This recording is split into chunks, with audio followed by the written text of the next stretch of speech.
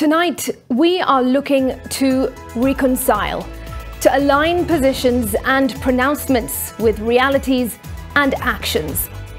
We welcome the 3 High Court judges to the club of the rogue, as they have just been branded this evening. And good to note, it is not about you actually being rogue, but about you going against a position, especially one held by politicians. When we have an illegality that has the seal of the highest office in the land, it becomes a tough position to be in. When you hear many Kenyans siding with the courts in declaring the office of Chief Administrative Secretaries as being unconstitutional, we need to reconcile what we are pursuing with this reality. The CASs have been working publicly, wielding executive power wherever they go, despite a court order placing them as non-government officials in that context. Have they been paid?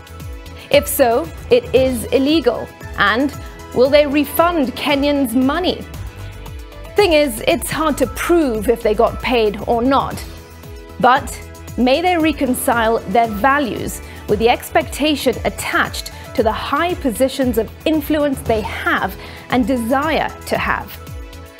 When on one hand you have 50 people who are appointed and earn hundreds of thousands of shillings a month, with many feeling that it is not justifiable, then on the other hand, you have a woman in West Pokot County who's giving her children sleeping pills so that they can sleep through mealtime, because if they're awake, she will not have anything to give them, especially because she has a debt of 480 shillings, which she's unable to pay.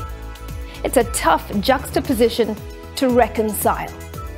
Reconcile the reality of the thoroughly punctured pockets and the actions of the high calling, that is leadership at all levels.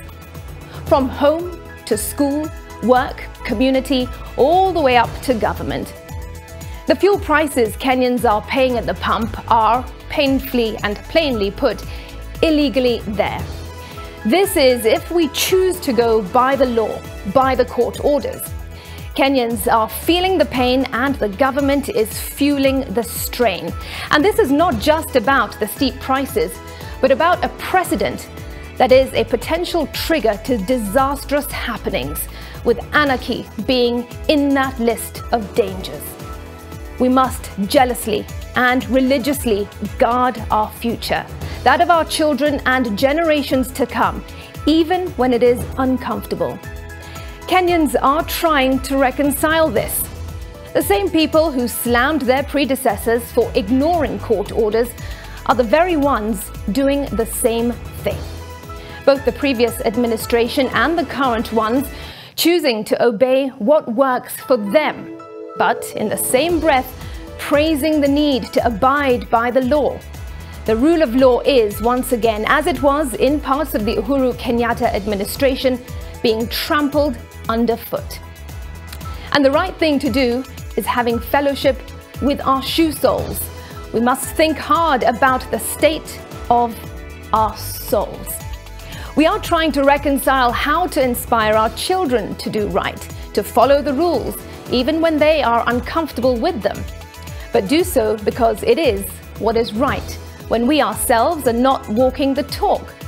Parents, for instance, should not jump the traffic lights and overlap and then complain when their children's schools call and complain that their little angels are jumping the line at the school canteen or bullying other children. What moral authority do you have when you are not being upright to demand the same of your children, especially as someone who is an evangelist of morality? We must reconcile with the reality of what it means to walk the talk, whether you are government or not. Parents, religious leaders, corporate bosses, teachers, elder siblings. This list is endless. We need to reconcile a lot. So, let's embrace our realities and walk in peace with truth and justice. That is our memo tonight.